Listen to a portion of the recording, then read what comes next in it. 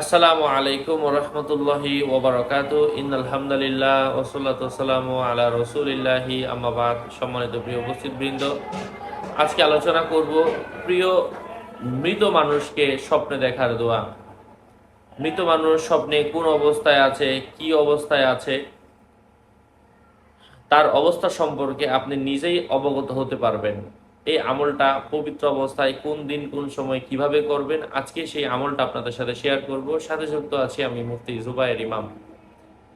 যারা নিজেদের আত্মীয় স্বজন, মৃত ব্যক্তি, নিজের রিলেটিভ দেখতে চান, তাদের জন্য হচ্ছে আজকের এই ভিডিওটি। সম্মানিত পেয়ারা হাজিরিন, দিনী ভাই বন্ধুরা, কথা দীর্ঘায়িত না করে আমি মূল আলোচনা শুরু করছি। এটা আজকে যে আয়াতটা বলবো, এটা সূরাত আত-তুর থেকে। সূরাত আত-তুর থেকে। আল্লাহ ছাড়া অদৃশ্যের ব্যাপারে কেউ জানেন না, তবে আল্লাহ পাক এই আমল করলে আল্লাহ তাকে জানাবেন। এটা হচ্ছে এমন একটা আমল। এই আমলের নিয়ম হচ্ছে প্রত্যেক সপ্তাহের বৃহস্পতিবার এবং শুক্রবার, এই 2 দিন রাতে এশার নামাজের পরে আপনি অতিরিক্ত কোনো কথাবার্তা বলবেন না, কোনো গল্পগুজব করবেন না, খাবার দাবার এশারের আগেই সেরে ফেলবেন। অতঃপর এশার নামাজ পড়ে বিছানায় শুয়ে পড়বেন ঘুমানোর জন্য। দুরূদ শরীফ পড়তে থাকবেন অগণিত। ইস্তেগফার অর্থাৎ তওবা ইস্তেগফার অগণিতবার পড়তে থাকবেন, এটার কোনো সংখ্যা নাই। তারপরে যে আয়াতটা বলবো, এই আয়াতটা 21 বার পাঠ করে ঘুমিয়ে পড়বেন, মৃত ব্যক্তিকে স্মৃতিচারণ করতে করতে মনে মনে। ঘুমানোর দোয়া পড়ে ঘুমাবেন, আল্লাহুম্মা বিসমিকা আমুতু ওয়া আহইয়া।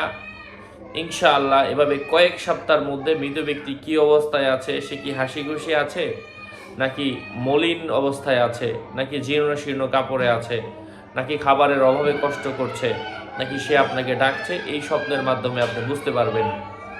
যদি দেখেন সে ভালো অবস্থায় আছে, ধরে নিতে হবে সে ভালো অবস্থায় আছে, কারণ মৃত্যুর পরের জগৎটা হচ্ছে এমন জগৎ যেখানে ধোঁকা নাই, সত্য বলে ধরে নেওয়া হবে। যদি দেখেন খারাপ অবস্থায় আছে, ধরে নেওয়া হবে সে খারাপ অবস্থায় আছে। তার নামে আপনি দান সদকা করেন, হ্যাঁ, তার নামে মসজিদ মাদ্রাসায় দান করেন, এতিমখানায় দান করেন। এবং যদি আপনি দেখেন তাকে জীর্ণ শীর্ণ খারাপ অবস্থায় আছে, ধরে নিতে হবে সে খারাপ অবস্থায়, সে কবরে কষ্টে আছে, তার নামে দান সদকা করবেন। যদি দেখতে পাচ্ছেন সে আপনাকে ডাকতেছে, আপনার সাথে বসে খাবার খাচ্ছে, তো এমন অবস্থায় আপনারও পরপারে পাড়ি জমানোর সম্ভাবনা রয়েছে। আপনাকে নিজের আখিরাতকে, নিজের ভালোর জন্য, আখিরাতের জন্য, ইসলামের জন্য, নিজের দ্বীনের জন্য, আল্লাহর জন্য আমল করতে হবে। সম্মানিত হাজিরিন, সেই আয়াতটা হচ্ছে আউযু বিল্লাহি মিনাশ শাইতানির রাজীম। ওয়াল্লাযীনা আমানু ওয়াত্তাবাআতহুম যুররিয়্যাতুহুম বিঈমানিন আলহাকনা বিহিম যুররিয়্যাতাহুম ওয়ামা আলাতনাহুম মিন আমালিহিম মিন শাই কুল্লু ইমরিইম বিমা কাসাবা রহিন। আল্লাহ রাব্বুল ইজ্জাত আমাদেরকে আমলের তৌফিক দান করেন। আরো আপডেট পেতে সাথেই থাকবেন। সকলের মঙ্গল, দীর্ঘায়ু, সুস্বাস্থ্য কামনা করে এখানে শেষ করছি। আসসালামু আলাইকুম ওয়া রাহমাতুল্লাহি ওয়া বারাকাতুহু।